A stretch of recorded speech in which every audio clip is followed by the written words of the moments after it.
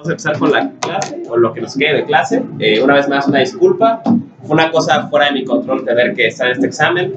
Pero si no estaba yo, el pobre güey no se titulaba, entonces tenía que estar, ¿no? Y con tantas opciones, pues me tocó estar, ¿no? Pero bueno, espero no se repita y tengamos nuestras clases el resto del semestre con normalidad, ¿no? La clase pasada nos quedamos en Metafísica 7, ¿no? A grandes rasgos vimos cómo en Metafísica 7 Aristóteles elabora la pregunta o plantea la pregunta por el ente, ¿no? La pregunta Tito, ¿qué es el ente, no? Y plantea esa como la pregunta fundamental, podríamos decir, de la filosofía, antes, ahora y para siempre. El tema de la filosofía va a ser la pregunta ¿qué es el ente? Pero Aristóteles a completar esa pregunta diciendo, preguntar Tito, preguntar qué es el ente, es lo mismo de ahora en adelante que preguntar tisusías, ¿qué es la sustancia? Y veíamos cómo tuvo razón, ¿no? A partir de Aristóteles, uno de los conceptos fundamentales de la jerga filosófica va a ser justamente usía, que evolucionará por una traducción equivocada o, bueno, no la más afortunada, en substancia en latín y eventualmente llegaría hasta el latín vulgar, al español, como sustancia, ¿no? Entonces, vimos eso, vimos que sustancia puede entenderse en Aristóteles más que como un concepto sin más que señale algo en el mundo, como una estrategia para responder a la pregunta Tito. ¿Qué tipo de estrategia? Una estrategia que responde a la pregunta ¿qué es lo que es? Preguntando de todas las cosas que son, ¿cuál es la que más persiste en el tiempo? Y ese va a ser el fundamento de que las cosas sean. El libro 7, como vimos, abordaba a los entes sensibles, ¿no? Los entes sensibles, los que podemos ver, ¿no? Y decía, de estos entes, ¿qué es la usía?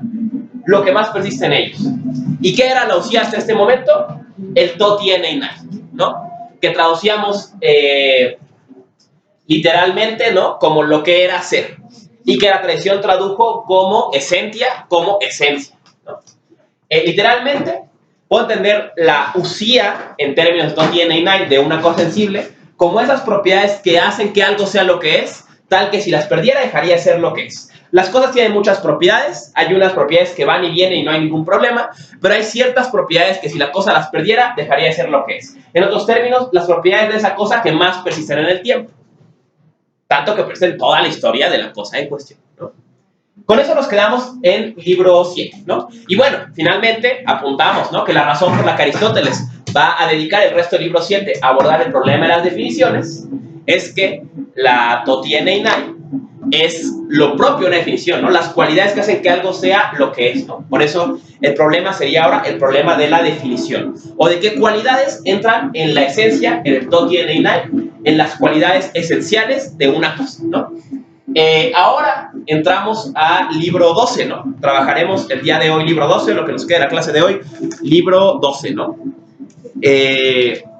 Hagamos un breve recorrido. Este libro obviamente ha sido analizado hasta el cansancio, ¿no?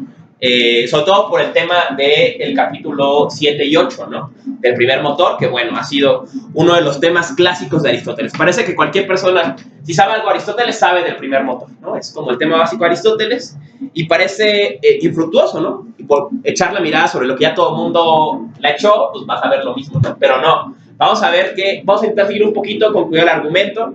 Es un texto complejo, pero bueno, lo que podamos, quiero llamar la atención sobre algunas cosas para ver cómo se llega al primer motor, ¿no? Y qué implica el primer motor, ¿no? Lo primero, curioso, ¿no? Con lo que empieza el texto, ¿no? Con lo que empieza libro 12. No es muy claro en la traducción, pero dice, bueno, ahora en español, de la versión trilingüe, dice, en efecto, si el universo es como un todo, la sustancia es lo primero. En el griego literalmente dice, si tomamos el todo como un todo, la sustancia es lo primero. Esta frase es curiosa, pero dice tomar pan como un olo, o sea, tomar todo como si fuera una gran unidad, como un olo, como una continuidad, ¿no? En otros términos, si aplicamos las categorías que hemos empleado para preguntar por qué es el ente de una cosa sensible, ahora imaginemos que pensamos así de todo. Usamos la misma estrategia para preguntar qué es lo primero no de un ente sensible, sino de todo, de pan, ¿no? Pensando, digamos, el pan, el todo, como un holon, como un ente grandísimo, digamos, ¿no? Entonces, si todo el universo o el cosmos o todo pan es, pues lo primero que sea de todo eso será usía, ¿no?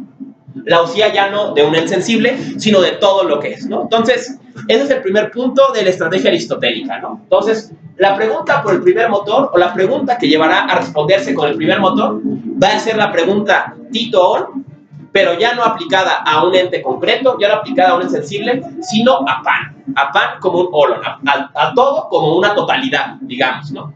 Como un ente sumo, digamos, ¿no? Que suma todo lo que decimos que es, ¿no? Y para empezar a dilucidar esta pregunta, Aristóteles hará la siguiente distinción, ¿no? Va a decir, ¿no? Las sustancias se dividen en dos tipos, en las sensibles y las inmóviles. De entrada vemos que es una distinción no exhaustiva, ¿no? Porque son dos cualidades distintas. Pero bueno, dejamos estas por un momento suspendidas, el tema de las sustancias inmóviles, y ahora veamos las otras, ¿no? Las sustancias sensibles. De las sustancias sensibles hay de dos tipos. Las corruptibles son las que conocemos todo el tiempo, ¿no? Las cosas, por corruptibles quiere decir que son susceptibles a dejar de ser lo que son, ¿no? Y las eternas. ¿Estas cuáles son? ¿Quién sabe? Ya veremos, ¿no? Para entender eso, Aristóteles nos va a explicar que hay 4 formas de entender el cambio. Ahora, aquí hay una ambigüedad que hay que aclarar en Aristóteles, ¿no? Cuando Aristóteles habla de movimiento o de cambio, usa el término metabolé. Metabolé significa tanto cambio como movimiento. Entonces, hay que ser cuidadosos cuando abordamos este tema en Aristóteles, ¿no? ¿Qué tipos de metabolé Aristóteles reconoce o qué tipos de cambio o de movimiento reconoce Aristóteles? Va a haber cosas que van a cambiar según su quiridad, según su TST. O sea, que pueden dejar de ser lo que son. Un ejemplo. El ser humano, como un ser corrupto, puede dejar de ser humano. Por ejemplo, cuando se muere, ¿no? Si la quiridad, si la esencia del ser humano es ser animal racional, si deja de ser animal, pues ya, ¿no? Cambia a tal punto que deja de ser lo que es, se convierte en un cadáver, ¿no? Y bueno, no entraremos en detalle si puede el ser humano dejar de ser racional, ¿no? Pero por lo menos si deja de ser animal, pues tiene un cambio de acuerdo a la quiridad. Ahora, está el cambio de acuerdo a la cualidad.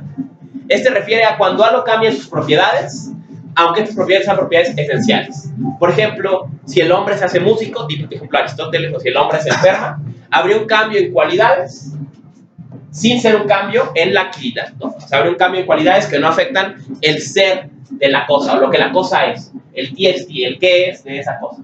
Habría un cambio de acuerdo a la cantidad, igual bastante claro, ¿no? En que la cosa cambiaría de cantidad sin cambiar sus cualidades o su utilidad, ¿no? Ejemplos obvios, el crecimiento del cabello, ¿no? El desarrollo de una planta, ¿no? Sigue siendo planta, solamente cambió en la cantidad, ¿no? Y finalmente, lo que normalmente pensamos como movimiento nosotros, ¿no? Que es el cambio local. Esto es, cuando la cosa pasa de estar en un lugar a estar en otro, ¿no? Esos serían los 4 tipos de cambio que Aristóteles va a reconocer. Ahora, aquí tocamos, obviamente Aristóteles va a volver sobre los temas de física, ¿no? La física es el problema del cambio, ¿no? Lo que va a estar trabajando Aristóteles en ese texto, ¿no? Y lo primero que hay que notar, ¿no? Es que todas las sustancias sensibles, en contraste con las inmóviles, son móviles. O sea, todas las sustancias sensibles, sean eternas o sean corruptibles, van a participar de al menos una forma de estos 4 tipos de cambio, ¿no? Obviamente, ¿no? Las sustancias corruptibles, pues participan de todos, ¿no? Por lo menos de obviamente, ¿no? O sea, dejan de ser lo que son, se mueren, ¿no? Y a la vez también se generan, ¿no? Entonces, dejan de ser lo que son. Y bueno, cambian en cualidad, cambian en cantidad, cambian localmente, obviamente, ¿no? Ahora,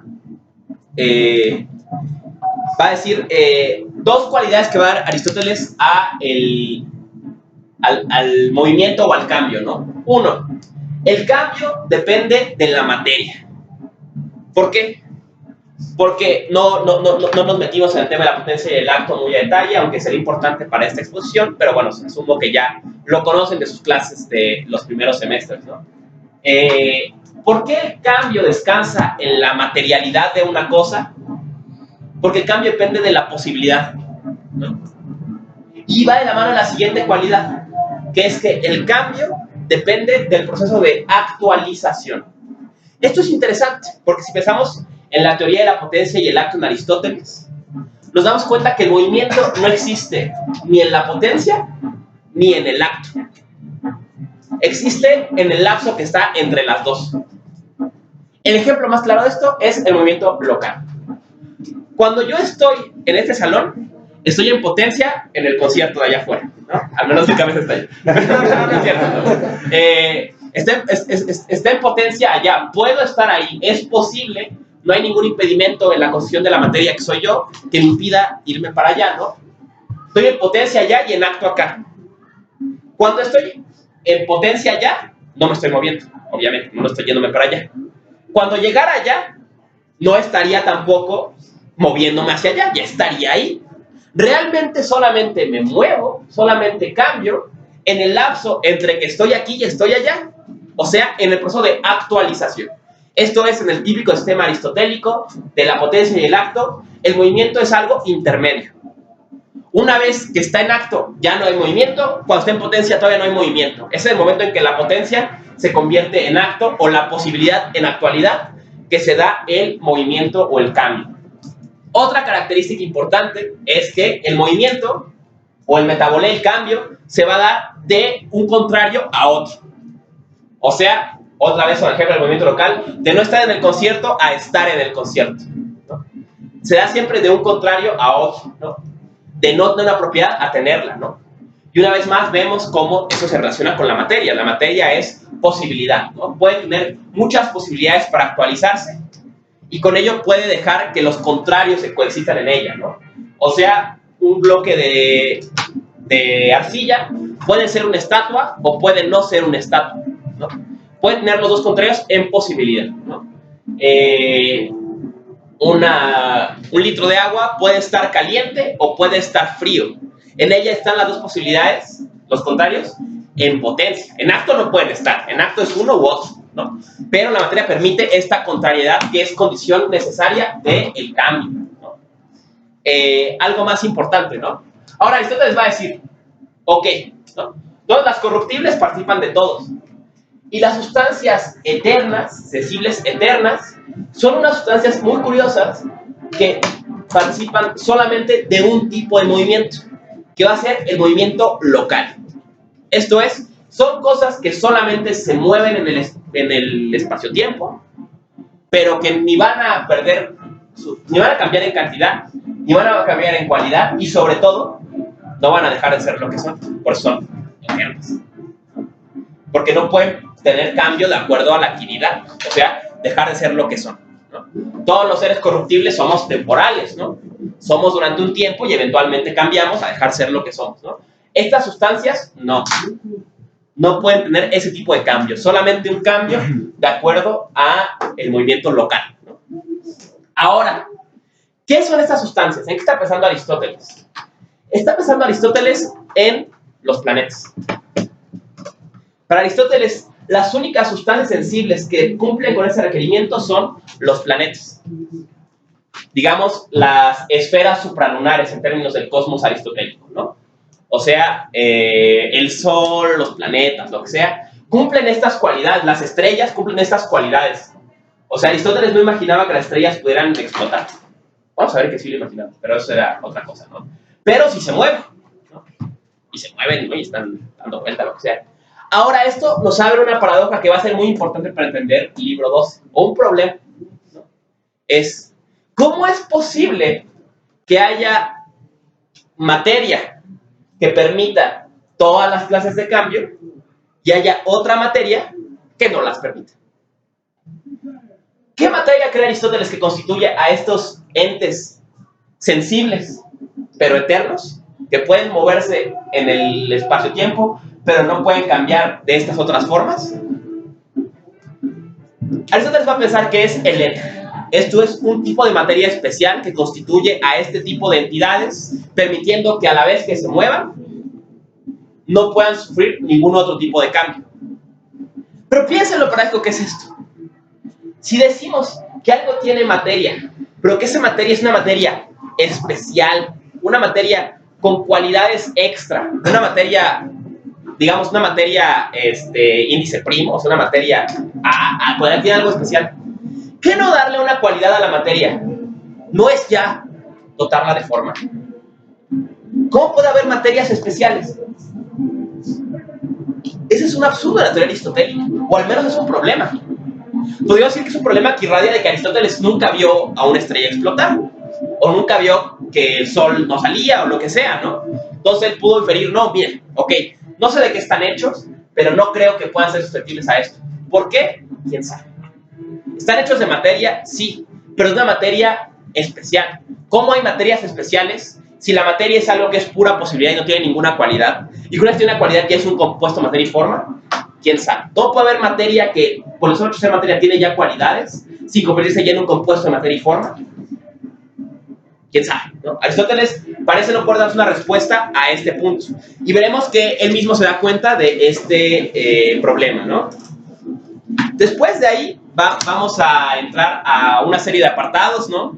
En que estaría 3, 4, 5 y 6, que podríamos generalizar, ¿no? Que esos apartados son sobre el tema de las causas y los principios. No voy a detenerme mucho en ellos, pero sí me interesa señalar algunas caracterizaciones que va a hacer de estos conceptos Aristóteles, ¿no? Caracterización número 1, ni la materia ni la especie se generan. ¿Qué quiere decir esto? Que lo único que se genera es las relaciones entre ellas dos. O sea, ni el ser humano se crea nunca, ni la materia que nos compone se crea nunca. Crearse es que cierta materia se disponga bajo la forma de la especie humana. Pero estas dos cosas nunca se crean.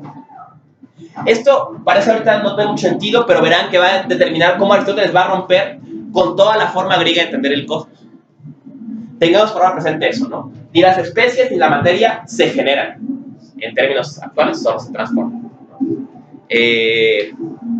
Segunda cuestión que Aristóteles va a señalar, va a dar la famosísima sentencia: es un hombre quien genera a otro hombre.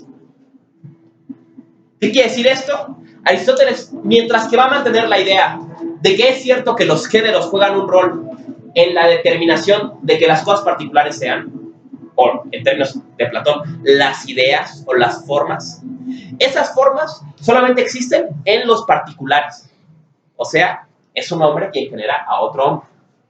Es un ser humano en acto lo que produce a otro ser humano en acto. Otro ejemplo, es un árbol en acto lo que genera a otro árbol en acto, a través de una semilla que cae y que eventualmente crece y emula al árbol original. No es que exista, piensa Aristóteles, la idea de árbol y que esa idea de árbol de alguna forma haga que todos los particulares sean árboles, sino que esa forma, este género, es de hecho está de alguna forma en términos latinos in rem, en la cosa particular. Entonces, Aristóteles lo que va a hacer en este apartado es una de las clásicas agendas aristotélicas contra el platonismo, que es la reivindicación de los particulares, de los individuos, ¿no? No dependemos ya de una explicación genérica del ser de una cosa, sino que el género de una cosa viene de la otra cosa particular que la produjo. Entonces, esa es segunda cosa importante, ¿no? El concepto de un hombre genera a otro hombre, ¿no? Y claro, Aristóteles va a señalar aquí una famosa paradoja, ¿no? Vamos a ver aquí a operar la famosa paradoja del tercer hombre de Aristóteles. Si el hombre fuera hombre por la idea de hombre, ¿por qué esta idea de hombre? ¿Por la idea de hombre? O sea, si las cosas tienen su ser puesto en otra cosa, en una idea que les da ser y que no está en ellos como particulares, entonces esas cosas no tienen también su dependencia en otras ideas que les den su ser como particulares, como una idea particular. Y esa tercera cosa no tendría, y así habría un regreso al infinito, ¿no? Entonces, piensa Aristóteles, no puede ser esa la alternativa. Entonces, el género debe existir in rem, debe existir en la cosa en acto, ¿no? ¿Cómo funcionaría esto en un cosmos? Vamos a ver que va a implicar un gran cambio en Aristóteles, ¿no?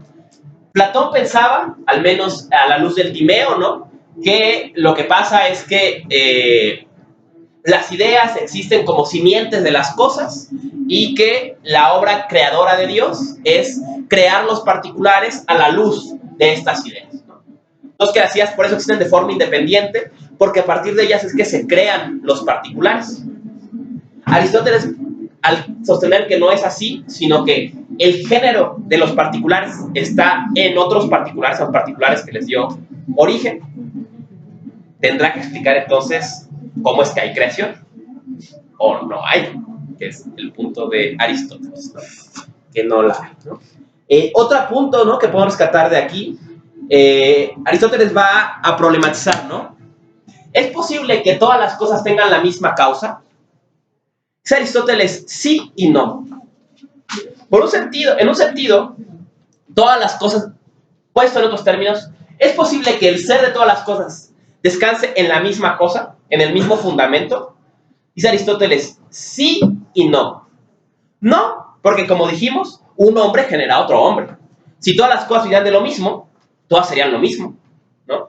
Si una cosa engendrara a todas las demás, todas las cosas serían iguales. Pero por otro lado, si aplicamos nuestro criterio, debe haber una cosa que sea en sumo grado y que ella de algún modo ofrezca un fundamento a todas las demás. Entonces, ¿todas las cosas tienen el mismo origen? Aristóteles dice sí y no. Si tuvieran el mismo, habría este problema, pero si no tuvieran el mismo, ¿qué les da fundamento a todas las demás? Empezaba a apuntalarse ahí la idea del primer motor, ¿no? Vuelve a Aristóteles a insistir, ¿no? Seguimos buscando la primera usía, la usía que es en primer grado, ¿no? Lo que es en sumo grado, ya no en un ente sensible, sino en todo el universo o en pan, ¿no? En todo lo que pan abarque, o sea, todo lo que podemos hablar, ¿no? Y voy a empezar a delinear, ¿no? ¿Cómo podría ser esta entidad, ¿no? Dice, bueno, queda una opción, ¿no? Que están, no hemos hablado de las sustancias inmóviles, ¿no? Entonces, podría ser acá, ¿no? Estas sustancias inmóviles, por lo mismo, no pueden ser corruptibles, ¿no? Hay que decir eso, que no participan de ningún tipo de cambio, ¿no? Hay un defecto, empieza a pensar Aristóteles, en estas sustancias eternas sensibles, que es que en virtud de que participan de este tipo de movimiento, ¿no abre eso la puerta a que participen de todos los demás? Entonces Aristóteles, si queremos que algo de veras sea completamente eterno, en sumo grado, no puede participar de ningún tipo de cambio. Entonces, parece que el mejor candidato empieza a ser este, ¿no? Y aquí, una breve digresión hacia el tema del tiempo y el movimiento, ¿no? Y esto nos va a llevar al apartado de física, que se aborda el problema del tiempo, ¿no?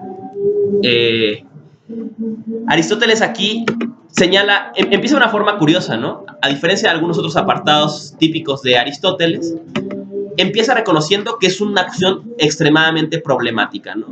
Dice Aristóteles, es que antes de preguntarnos qué es el tiempo, hay que hacer una pregunta previa, que ¿es el tiempo? ¿El tiempo es? ¿Puedo decir el tiempo qué es? Dice Aristóteles, la verdad, quién sabe, ¿no? Va a dar varias razones, pero la que más ilustra el problema, la que mejor ilustra ese problema, es la siguiente. ¿Cómo podría el tiempo ser si participa al menos en 2/3 partes del no ser? ¿En qué sentido? El pasado no es. El futuro no es todavía. Y el instante es tan fugaz que ¿cómo puede descansar en algo que digamos es? Entonces, ¿cómo es que el tiempo es? ¿No? Y piensa Aristóteles, bueno, ok, tal vez no pueda decir si el tiempo es, pero está ahí, ¿no? Y va a ofrecer una pequeña caracterización, ¿no? Y dice Aristóteles en física y lo repite en metafísica, ¿no? Dice, sin cambio no hay tiempo, al punto que si no percibimos cambio, tampoco percibimos que haya pasado el tiempo. pero a su vez el tiempo no puede ser lo mismo que el movimiento, porque hay muchos movimientos y el tiempo es solo uno. También el movimiento puede ser más rápido o más lento, pero el tiempo no. De hecho, solo puedo decir que un cambio es más rápido o más lento con relación al tiempo. Entonces piensa Aristóteles, ¿qué caracterización puedo dar yo entonces del tiempo? ¿Qué es el tiempo, o al menos cómo caracterizar el tiempo en este cosmos que estoy describiendo? Dice, lo mejor que puedo decirles es que el tiempo es el número del movimiento según el antes y el después. ¿Qué quiere decir esta caracterización? El tiempo no es el movimiento, ya vimos por qué. El tiempo y el movimiento difieren, porque por ejemplo hay muchos movimientos y hay un solo tiempo, o el movimiento es más rápido y más lento, pero el tiempo no. Pero si no hay movimiento, no percibimos el tiempo, y si no hubiera tiempo, tampoco percibiríamos el movimiento. Adelantándonos un poco, lo vamos a ver cuando veamos a Kant. Kant va a dar un ejemplo análogo, ¿no? En las segundas consideraciones o reconsideraciones sobre el concepto de tiempo, la estética trascendental, dice Kant, un crítico que lea este texto me va a decir, ¿y tú qué me estás diciendo, Kant? ¿Que de hecho el tiempo no existe? Y Kant dice, mentira, el tiempo claro que existe. Es una intuición pura del entendimiento, es una intuición pura de la razón. Ah, bueno, pero ¿qué no existe afuera de nosotros? Bueno, ¿qué significa afuera, no? Y dirá, bueno, el crítico va a llevar al extremo a decir, entonces, ¿qué, Kant? ¿Tú crees que de hecho las manifestaciones más fundamentales del movimiento, del tiempo, como son la mutabilidad, no existen más que para la subjetividad?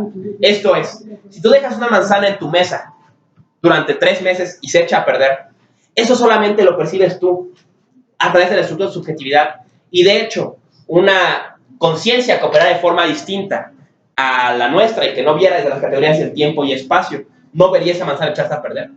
Y Kant dice, sí, exactamente eso es lo que pienso. Que el tiempo es condición de posibilidad de percibir la mutabilidad o el cambio. Y que alguien que no percibiera tiempo, seguro tampoco percibiría cambio. Entonces, una conciencia ajena a la conciencia bajo la estructura, o una subjetividad distinta a la que Kant estructura, pues tal vez no percibiría que las cosas cambian. ¿Qué tipo de subjetividad o conciencia es esta, o espíritu es este? Pues quién sabe, ¿no? Pero Kant vislumbra esa posibilidad. Y ahí vemos cómo, tantos años después, sigue Kant reconociendo esta dependencia que Aristóteles va a señalar aquí, entre tiempo y movimiento. No son lo mismo, pero si no hubiera uno, no se percibiría el otro, ¿no? Este tema es también sobremanera problemático en la física, ¿no? Existe la idea en la filosofía y en general parece que en el ambiente contemporáneo de que la disciplina dedicada a estudiar el tiempo es la física, ¿no? Y cualquier filósofo que intente abordar el problema del tiempo se le va a acusar inmediatamente, no, eso ya lo resolvió Einstein con el tema del tiempo relativo y el espacio-tiempo y no sé qué. Nadie sabe qué significa eso, pero creen que ahí está la solución al problema. Ahora es curioso, ¿en qué sentido sería el tiempo tema para la física? ¿En qué sentido la física se debería preocupar por el tiempo? La física, el modelo de la física históricamente siempre ha sido la mecánica, ¿no? La mecánica como la rama de la física más desarrollada idealmente, al menos se pensaba eso al inicio del siglo XX, y que era el modelo para que las demás ramas como la termodinámica se desarrollaran, ¿no? A partir de este modelo de la mecánica, ¿no? ¿Cuál es el tema de la mecánica? El problema de la mecánica es el problema del movimiento. La mecánica quiere explicar el movimiento, ¿no? Para ello va a abordar el tiempo, sí. Ustedes recuerdan de la secundaria y de la prepa, ¿no?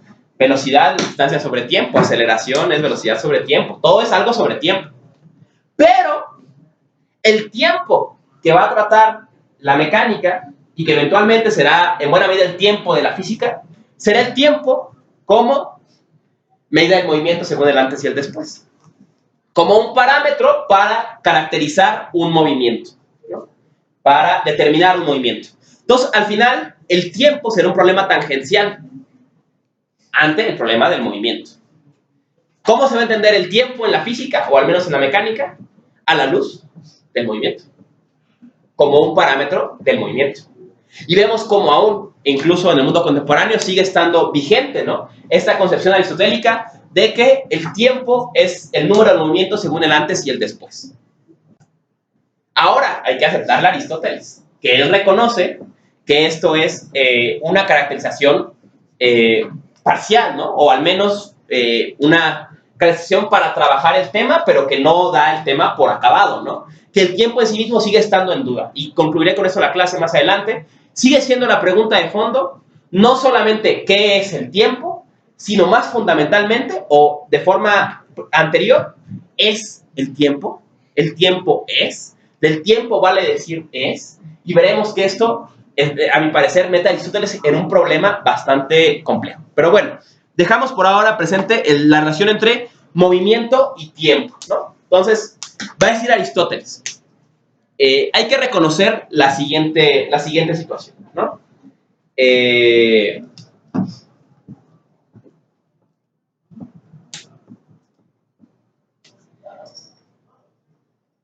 No podemos decir, no tiene sentido decir, por ejemplo, no tiene sentido hablar del inicio del tiempo o del final del tiempo, ¿no?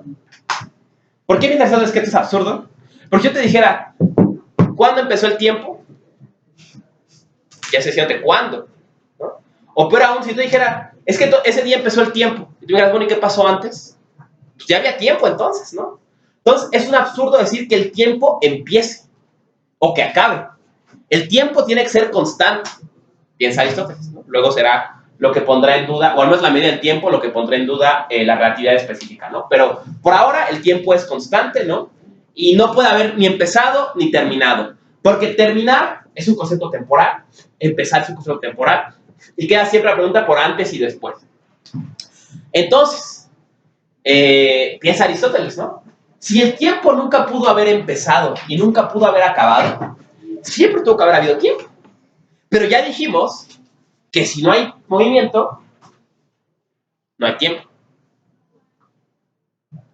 Entonces, tiene que haber en el cosmos un garante de movimiento que permita que siempre se haga patente que el tiempo está ahí. No pudo haber un tiempo en que nada se moviera, porque de haber ese tiempo, no habría tiempo, ¿no? Siempre tuvo que haber algo en movimiento que garantizara que de hecho el tiempo fuera una constante en este cosmos, ¿no? Ahora, de entrada podemos encontrar una primera respuesta, ¿no? ¿Cuál es el movimiento que hace patente el tiempo? ¿Cuál es el movimiento que siempre está ahí, que nos recuerda que el tiempo es el caso? Dice Aristóteles, el movimiento más perfecto, que es el circular. ¿En qué momento está pensando Aristóteles? En los planetas, básicamente en el Sol. Entonces, ¿cuál es la primera impresión que tenemos de tiempo? Que el Sol sale y se pone, ¿no? Eso marca siempre que por más que ese día no hagas nada, pasó un día, ¿no? Al grado que, por ejemplo, ¿no? En el japonés, los kanjis para días y para semanas, ¿no? No, ¿qué es? Pero son kanjis, son los soles y las lunas, ¿no? Se cuentan soles y lunas, ¿no? Entonces, la primera y más fundamental manifestación del tiempo es el movimiento de las esferas eternas, ¿no? De las esferas supralunares, piensa Aristóteles, ¿no? Entonces, bueno, ¿no? Ahí estaría el problema resuelto, ¿no? Pues sí, ¿no? Siempre han estado moviéndose porque son eternas, ¿no? Perfecto. Están todo el tiempo en movimiento local, concretamente están un movimiento circular, ¿no? O cíclico, ¿no? Y ese movimiento hace patente siempre que está pasando el tiempo, ¿no? Aún en un día en que no pasó nada en ningún otro lado, salió el sol y se puso y hizo patente que transcurrió un día. Y entonces el tiempo mantuvo su carácter constante, ¿no? Pero va a empezar a desconfiar Aristóteles de que pueda poner todos los huevos en la canasta de los planetas, ¿no? Ya vimos el problema de entender que los planetas fueran eternos, ¿no? Les leo un pasaje, ¿no? de metafísica. Es vamos a leer el 1071b a partir del 20, ¿no? Estamos en libro 7.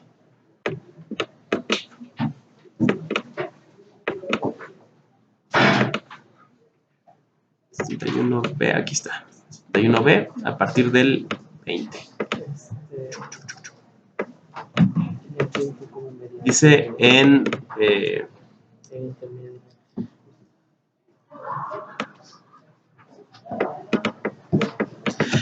dice Aristóteles. Aquí va a abordar un problema interesante, ¿no? Dirá, bueno, es preciso que esta sustancia inmóvil esté, primero que nada, bueno, vamos a ponerlo de otra forma, antes de entrar a este punto, ¿no? Entonces, esta sustancia inmóvil es inmaterial. ¿Por qué? Porque donde hay materia hay cambio. Entonces, tiene que ser inmaterial. Con ello es incorruptible, porque no participa de ningún tipo de cambio, incluido el cambio según la actividad, que sería la fuente de la corrupción, y está siempre en acto. ¿Por qué está siempre en acto? Número uno, porque no tiene materia, ¿no? Entonces no tiene ninguna posibilidad. No puede hacer nada, solo es. Solo es lo que es. No puede ir a ningún lado, solo es lo que es. Y por eso es inmóvil. Porque vimos que el movimiento, o el metabolé, depende de la actualización, del paso de la potencia al acto. Entonces, algo que no tiene ninguna potencia, no se puede mover. Entonces, por eso es inmóvil, ¿no? Y aquí va Aristóteles a hacer una discusión interesante, ¿no? Sobre el problema. Va a decir, bueno, ¿pero qué significa que esté en acto, ¿no? ¿Por qué pensar que sea tan importante que esté en acto? Dice... Sí, material, pues si hay alguna cosa eterna, deben ser precisamente ellas. Son por consiguiente acto. Dice entonces, hay sin embargo una dificultad. Parece en efecto que todo lo que actúa puede actuar, mientras que no todo lo que puede actuar, actúa. De suerte que parece anterior la potencia. Pero si fuese así, no habría ningún ente. Cabe en efecto que algo que pueda ser, pero todavía no es, que lo puede ser, pero todavía no sea. Y si es como dicen los teólogos, que todo lo generó, que todo lo generan de la noche, o como dicen los físicos, que todas las cosas estaban juntas, se produce el mismo absurdo. Pues ¿cómo podría haber movimiento si no hay ninguna causa en acto? La madera, en efecto, no se movería a sí misma, sino que la moverá el arte del carpintero, ni los menstruos, ni la tierra, sino las semillas y el acto generador. Por esto algunos suponen un acto eterno como Leucipo y Platón, pues afirman que siempre hay movimiento, pero ¿por qué lo hay? ¿Qué clase de movimiento? No lo dicen. Ni la causa que sea de que sea de tal modo o de tal otro. Nada, en efecto, se mueve al azar, sino que siempre tiene que haber algún motivo. Por ejemplo, ahora se mueve así por naturaleza, pero por violencia o por entendimiento o por otra causa se mueve de otro modo. Pero Platón no puede recurrir aquí. Bueno, vamos a brincarnos la parte de Platón. Va a mencionar aquí a Empédocles y a Anaxágoras, ¿no? Y decir, concluye, ¿no? Por consiguiente, el caos y la noche no duraron tiempo infinito, sino que siempre han existido las mismas cosas, o cíclicamente, o de otro modo, si efectivamente el acto es anterior a la potencia. Por tanto, si siempre se repite cíclicamente lo mismo, tiene que subsistir siempre algo que actúe del mismo modo. Y si ha de haber generación y corrupción, tiene que haber otra cosa que actúe siempre, unas veces de un modo y otras veces de otro. Tendrá que actuar, por tanto, en cierto modo por sí misma y en cierto modo en virtud de otra cosa, por consiguiente, o bien en virtud de un tercero, o bien en virtud de la primera causa. Aquí se empieza a juntar todo, ¿no? Entonces dice Aristóteles, ¿no? ¿Qué es primero, la potencia o el acto? ¿Qué es primero, la posibilidad o la actualidad? Las cosas primero pueden ser o son. Dice Aristóteles, de entrada parece que la potencia o la posibilidad es anterior a la actualidad, porque todas las cosas pueden ser, pero no todas las cosas llegan a ser, ¿no? Es más lo posible que lo actual, digamos.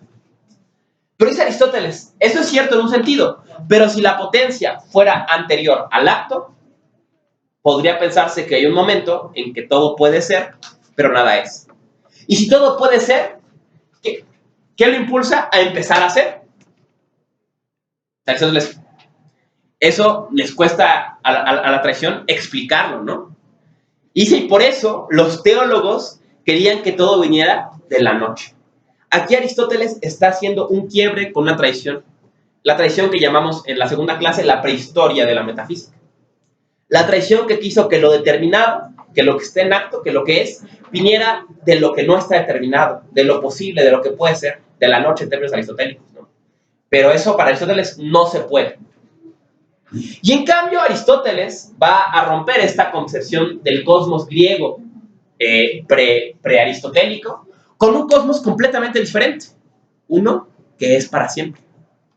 Dice Aristóteles, más bien a mí me parece que es lo contrario, que las cosas nunca empezaron a ser, que siempre han sido como ahora son, o de hecho como ahora son, o al menos cíclicamente como ahora son. Es sugerente pensar que tal vez uno de los primeros pensadores de eterno retorno fue Aristóteles, ¿no? Pero ahí está esa idea, ¿no?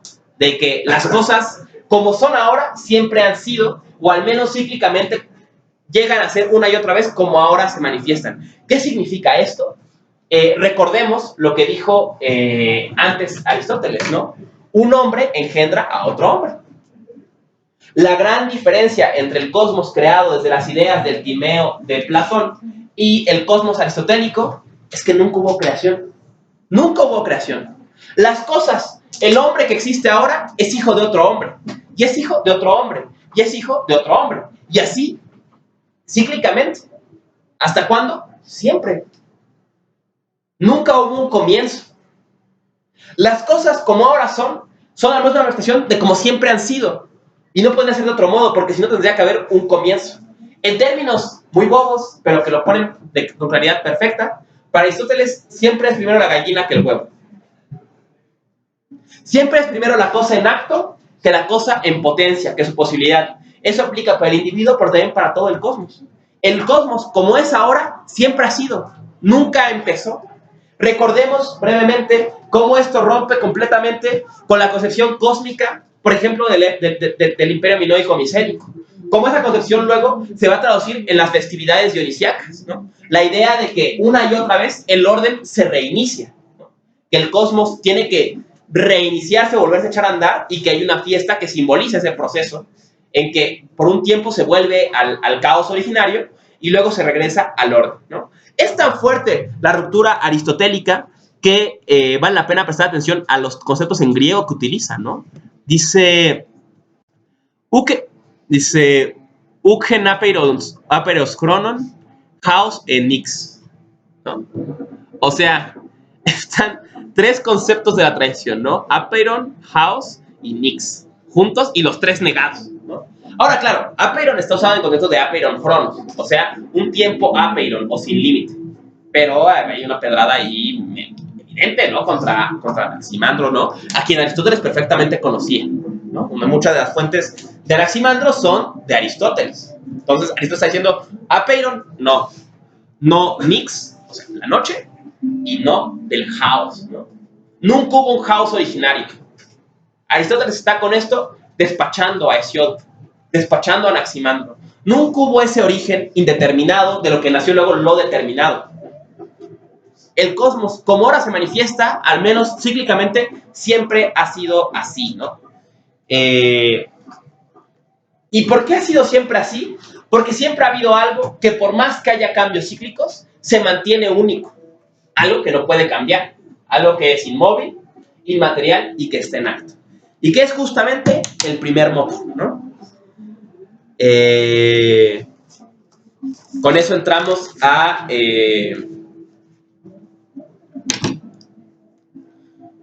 entramos al primer motor, ¿no? Y bueno, una cosa más, ¿no? Notar antes de entrar al libro 7 y ya ir cerrando la clase, que tenemos el tiempo encima, ¿no? Bueno, es más, vamos a entrar al libro 7, vamos a rematar, ya lo leyeron, no importa. Dice Aristóteles algo curioso, ¿no? El primer motor actúa desde sí, pero también en forma distinta hacia cada cosa. Recuerden lo que dijo antes sobre las causas y los principios. Todo puede tener la misma causa, o el mismo principio. Dice Aristóteles, sí y no. No podría ser el mismo exactamente, porque fuera el mismo, un hombre genera otro hombre. Entonces el primer motor solo podría generar al primer motor. Pero tampoco podría, porque no puede cambiar de ninguna forma. Pero digamos, ¿no? Y por otro lado, debe ser un mismo principio, ¿no? Debe haber algo que esté a la base de todo. Entonces, así opera el primer motor, ¿no? Fraseando a grandes rasgos, ¿no? Si todo se mueve, incluidos las esferas cósmicas más altas, ¿no? Que dan la marca del tiempo, debe haber algo que las mueva y que ello mismo no se mueva. Y a esto le llamaremos el primer motor inmóvil. Y pregunta Aristóteles, ¿y cómo mueve el primer motor inmóvil? ¿Mueve como un engrane que mueve a los demás engranes? Y dice Aristóteles, no. Mueve, típica frase, mueve como lo deseado y como lo inteligible. Esto es, en virtud de eso, nos mueve a todos sin él mismo verse afectado. El ejemplo es genial, ¿no? Lo deseado nos mueve sin empujarnos, ¿no? O sea, todos hemos hecho osos por personas y por cosas que deseamos. Y esas personas no nos empujan a hacerlo, ¿no? O sea, nadie te lleva, en un episodio que pasó hace un par de años en la facultad, que todos nos provocamos de risa. Un chico llegó una vez con un oso de peluche así inmenso y una manta así, a un salón de una inocente pobre chica, ¿no? Y moríamos de risa, ¿no? Porque decía, güey, ¿no sabes en qué facultad estás? O sea, eso aplica en economía o no sé, güey. Pero aquí no mames, ¿no? Pues, ese güey hizo el ridículo frente a toda la facultad, porque aparte lo hizo al cambio de hora a las 2 de la tarde.